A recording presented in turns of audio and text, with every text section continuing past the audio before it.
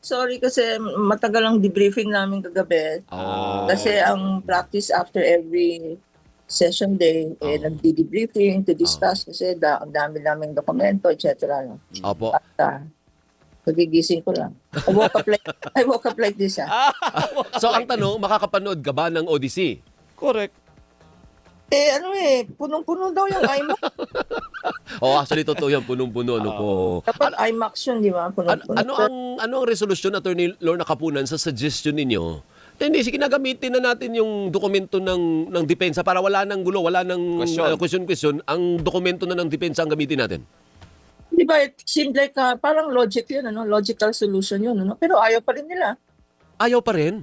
Ayaw pa rin nila. Gusto nila mag-meeting, i-compare lahat, isa-isa. Alam mo, ito, for this first batch, yung tinatawag na, yung tinatawag na confidential funds for the last quarter of December 2022, 842 yun. Pero sa mga ibang quarters, meron pa tayong first, second, and third quarter, no? Sa DepEd, tsaka sa Office of the Vice President. Alam nyo, ilan yun? 4,492. Ang dami. Can you imagine kung ayaw nila, gusto nila isa-isa i-compare. Pumirma naman sila, I'm sorry, pumirma naman sila nung pre-trial per document, 3 signature, no? Gusto nila, ang sinasabi naman nila, hindi naman signatures yung natawag na chain of custody. Baka daw yung mga minark namin, iba sa mga documents na sinubmit nila or lost along the way, mga ganyan. Hindi ko maintindihan. But in any event, hindi na tayo makakanood ng Odyssey. Hindi, pero posible ba yun na lahat yung 4,000 dokumento ipagkukumpara? Hindi ba yun? That's a waste of time, is it not? It is a waste of time if you do it, especially in the impeachment court. Makita mo naman yung mga senator judges, no, are being impatient, no? Yung first 5 minutes, gusto na nilang umalis. Recess ulit, no? But can you imagine the waste of time? That's why I suggested, nag-motion ako, gawin na lang before the clerk of court ang comparison, ano? So, we're waiting for a schedule today. Wala pa, but baka tomorrow meron na schedule, no? So, ibig sabihin, yung schedule na binabanggit mo, Attorney Lorna, ito pa lang yun doon sa 840 plus na acknowledgement receipts. Iba pa yung 4,000. Wala pa tayo doon. Isasabay natin lahat yan. Isasabay na lahat. Isasabay natin lahat yung pag-compare. Kasi isang hearing date lang kami. Sa Monday lang ang hearing date para kay Ma'am Silene Del Campo, no? So if we identify those documents in court, talaga mauubos. Wala na siyang testimony. So ang request namin is we be allowed to produce and verify at makita nila yung lahat ng acknowledgement receipts. Hindi lang 'yon. Sa stipulation sa court yesterday, meron silang mga 10 documents na hindi sila nag-stipulate. Pati yun, papastipulate rin namin, no? Para lahat ng documents, sana pumayag sila sa stipulation. Because yung mga sinubmit naman namin, dokumento rin nila. Oo. Pero kakayanin po ba yan, Attorney Kapunan, hanggang before mag-Monday? Kagaya ngayon, wala nang pasok sa Senado, suspended because of the weather. So may Friday na lang kayo. Kaya ba yun? Dinivide ko kung tig-isang minuto lang sa 4,000 na documents, 66.66 hours yun. Nang walang tulog. Ang haba nun. Paano yun? Mahaba yun. Kaya nga. Kakayanin yun, Attorney? Hindi ko alam. Baka nga may bagyo pa bukas eh. At saka ang Senado talagang, I think, no, like Congress, I think Friday is a non-working day. So what do you propose to solve this impasse? Prayers. Din naman. Kailangan talaga Prayers ang magdasal. solusyon, prayers ang sagot. Na pumayag na sila na tama na, nakita nyo na yan, namarkahan. Let's be reasonable here. Hindi ito, it's not a matter of sinong mas magandang strategy, no?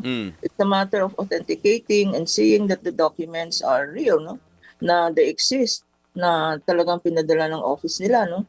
So, I hope they get to see reason, because dokumento nila yun. If not, we will insist na lang na we will use their own documents. Okay. Now let's go to the meat, yung sustansya po ng testimonya ng yung taga-COA, no po. And nahuli po kayo ang sabi po ninyo ay scam. Ano, although stricken from the record yun, Robert, di ba? Yung scam, ano po? Oo, it's a scam. It's a sabi scam. niya. Ba't umabot kayo sa ganung Conclusion. pagbulalas ng mga salitang hindi maganda, Attorney Lorna? Actually, yung scam na yan is really, hindi ba it's an ordinary term, no? Pag dinuloko ka, pag kunyari, humiram ng pera, hindi sinuli, di ba? Naghiram ng cellphone, hindi sinuli. At ganun ng ganun, hindi yan tawag ng scam. And it is a way of connecting to the public for them to understand ano ba talaga itong acknowledgement receipt, ano ba itong disbursement voucher, ano ba itong mga liquidation report. Kasi napakaraming accounting terms, no? Ang bottom line doon, bakit natin tinitignan lahat ito? Kasi pera yan eh. Pera, ginamit ba yan sa gamot? Ginamit ba yan sa grocery? Ginamit ba yan sa chairs? At pag ginamit doon, hindi naman confidential purposes yun. Hindi ba? Hindi yan kasama sa, sabi nga ng witness, exclusive enumeration. Dapat, no? Kung wala sa enumeration, sa joint circular, bawal. Tama? Hindi, pero yung, si Senator Amy kahapon, narinig ko siya, yung Senator Judge Amy Marcos, ang ini-insist niya, yung accountable officers. Yung special disbursing officer, sabi hindi niya. si Vice President. May SDO, sabi niya sa kanila. What do you say? Well, it's very clear, no? Tama siya yung disburse SDO nga, si Acosta para sa OVP, tsaka si Fajardo sa DepEd, no? Pero it is very clear both in the law and the joint circular na ang person accountable is the head of office. Head of office. Sino ang head of agency or head of office? Head HOA, head of agency. Ang vice president mismo. And in fact, she signed. She signed in the documents, no? Yun ang inumit, yun ang hindi sinabi ni Senator Amy, that it is not only her signature. It is not the signature only of Acosta and Fajardo na lumalabas sa mga dokumento. In each and every document that we showed, it is the signature of the Vice President na nandun. At napakahalaga, that's why I pointed out, anong ibig sabihin nitong approved by Mr. Witness? Anong ibig sabihin nitong certified by, attested by? Ang ibig sabihin nun, sabi ng witness, accountable. Kasi alam niya, no? It's not as if hindi alam ng Vice President or ng Deputy Secretary na gano'n ang ginastos, etc. No? So, it is very clear. And when the witness, the sad part is, when the witness wanted to explain or attempted to explain, he would be cut in the mid-sentence. No? So, yun ang mahirap pag ang questions ay galing sa senator judges, hindi kami If it were a defense counsel that asked that and interrupted our witness, I would have objected. Pero pag ganyan, mga senador, hindi ka naman pwede mag-object. So clear yun, Robert tsaka Alvin. Accountable officer, Sara Duterte. Very clear in the records. Kaya doon sa partner, doon sa tanong ni Senator Risa, 'di ba? Tinanong din niya yung witness. Under the Constitution, doon sa batas natin, sabi niya, sino ba yung mga tinatawag na accountable pagdating sa mga ganyan? Ang sagot ng witness base po sa, nakalimutan ko yung specific na law, ang sinagot ay head of office, head of agency talaga, which is the Vice President, sabi niya. So parang command responsibility, Attorney Lorna. I mean, kung ikaw yung head ng agency, hindi ka pwedeng maghugas kamay na, hindi ako yan ang disbursing officer, dapat lang yung singilin ninyo. Kumbaga, the buck stops with you as the head of agency. Tama-tama yan, Alvin. It's very clear. Alam naman natin yan, ano? At saka in common experience. Ganun din sa household. Kunyari, pag-usapan natin kung mga opisina, no? Let's say something happens to an employee. Sino ang responsible? The employer, di ba? Yung employer dito sa mga opisina, yung pinaka-head ng office. Sa bahay, sinong responsible sa bahay? Di yung head of household. Alvin, sino bang head ng household mo? Ikaw o yung asawa mo? So dapat yung pinaka-head, yun ang mananagot. Hindi yung kung sino yung naglabas ng pera. Kasi hindi rin naman lalabas yung pera kung hindi mo pinirmahan eh. Kaya nga nakapirma kasi pumirma siya. Oo. Pumirma siya sa mga galon. At saka, yung sinasabi ni Senator Amy na, sila rin ang payee. Ang ibig bang sabihin, is she trying to say na since they are the payee, sila ang kumuha ng pera at sila ang gumastos ng pera for their personal benefit, no? Hindi pwede yun. At saka, malinaw na malinaw rin, Robert tsaka Alvin, yung presumption. Yung presumption sa yung tinatawag na prima facie evidence. 8.3 sa joint guidelines. COA, no, at ibang mga government agency. Nakalagay doon, failure to liquidate. Failure to liquidate meaning hindi ka nag-submit ng tama or sufficient documents. Meron ng presumption yan na you used it for your personal benefit, no?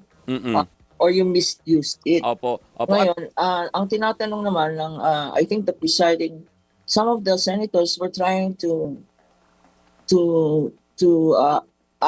we're trying to let the witness admit, pinapa-admit sa witness na hindi naman final and conclusive yan. Tama. Kasi presumption lang yan. Pag merong presumption na ganyan, nagsishift ang burden of, tinatawag na burden of proof, no? Yung burden of evidence. Pag may presumption na ganyan, dapat magpakita ng ebidensya. Yung mga nakalagay doon na yung mga yung public officer who has public accountability. Hindi kami, iba yung medyo technical, pero iba yung tinatawag na burden of proof, no? Ang burden of proof sa mga ganito is always with the person alleging, no? So burden of proof, may presumption of innocence. Pag nagpakita na, kagaya ng sa 8.3, nagpakita na walang explanation, walang mga dokumento, nagsishift, tinatawag na burden of evidence na.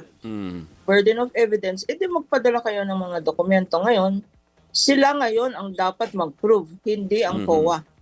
That's why binigyan sila ng AOM, yung Audit Observation Memorandum.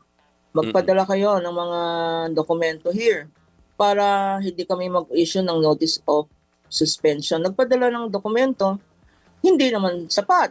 Tinimbang ka, ngunit kulang. Hindi naman sapat yung mga documents na pinadala. That's why it graduated into a notice of suspension. Anong ibig sabihin ng notice of suspension? Ang ibig sabihin nun, hindi magre-release ng iba pang pera for the next quarter pag hindi ka pa nakaliquidate. Di ba ganon? Ganon tayo sa mga opisina natin. Mag-liquidate ka muna. Tapusin mo na liquidation mo bago ka Correct. mag-request ulit. Nag-cash advance ka. Tapos hihingi ka na naman ng bagong cash advance. Hindi ka pa nag-liquidate ng cash advance mo.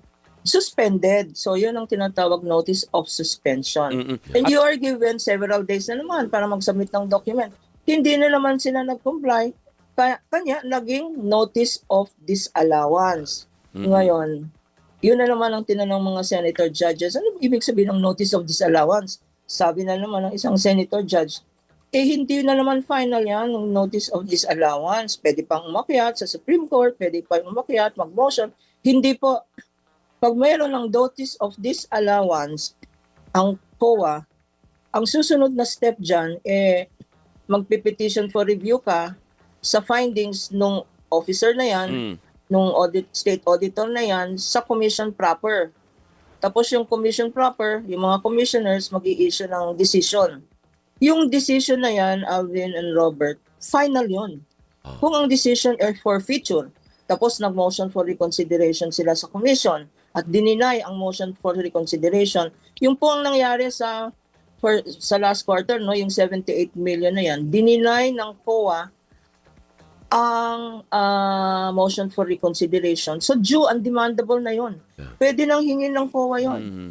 At miski na umakyat sila sa Supreme Court on grave abuse hanggang walang restraining order. Meron natin tuloy-tuloy na yan. So as we speak, the Vice President must return 78 million. In addition to that, meron pang 3 quarters.